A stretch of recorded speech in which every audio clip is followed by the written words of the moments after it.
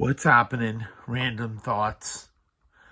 Just wanted to tell a quick story about when I got stuck inside a mall, trapped in a mall. I'll try and keep this as brief as possible. I had a late night delivery and DoorDash. I could not find, I believe it was Legal Seafoods, and I couldn't find it for my life. And you don't realize how big the mall is until you're circling it and looking. Long story short, I finally asked the lady at Cheesecake Factory, I'm like, can you tell me where the frig Legal Seafoods is? My phone's blowing up from DoorDash. What's going on? Where are you? Yada, yada, yada. And she says, well, the mall is closed, but I can let you in. And if you just hug the wall and go right the whole way, it will bring you to Legal Seafoods. So I'm like, all right, great. That's better than going to get my car. I'm like, that's perfect. Thank you. So I leave and I hug the wall, hug the wall, hug the wall, and I find it. And I beat the ever loving shit out of that door.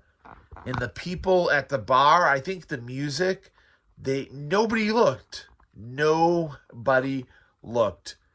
So now I'm panicking a little bit, and I'm thinking there has to be somebody in this mall. Maintenance, Paul Blart, riding one of those stupid things. I was looking for anybody, and now my anxiety was, sorry, my anxiety was starting to kick in. I couldn't swallow. I was having a hard time breathing. I was starting to freak out. And I'm walking, trying to dodge every door, to dodge.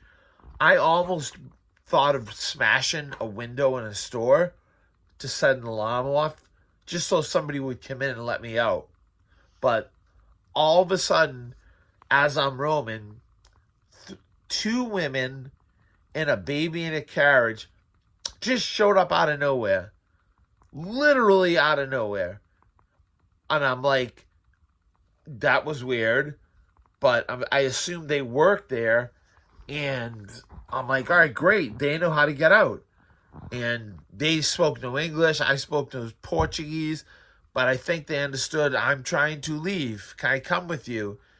And they were doing, do you know speed walking in the Olympics? It's really fun to watch.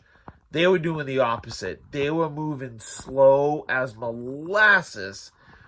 And my mouth is getting, and the funny thing too, all the bathrooms were locked. I couldn't even get into a bathroom to get water. And they're trying doors now. The douche. And and I could tell they don't know how the freak to get out of here either. And I kept thinking, who are they? I was trapped in the mall for about 30 minutes before they showed up. And they had like a little toddler. She was about 4. I'm like, where the fuck? It was so bizarre. So I kind of stopped following them, and I just was running around like a madman. And I think I tried every door in the mall. You don't realize how big the mall is till you have it to yourself. And finally, I went back to where I started. And I'm 6'4", like 250. I'm not saying that in a good way.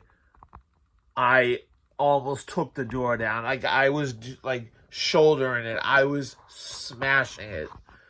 And somebody saw me and got me out of that fucking mall.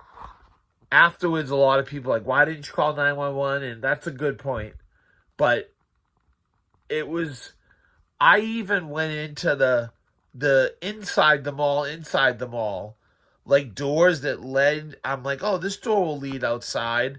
And then I ended up in basements. It really felt like I was in the middle of a horror movie.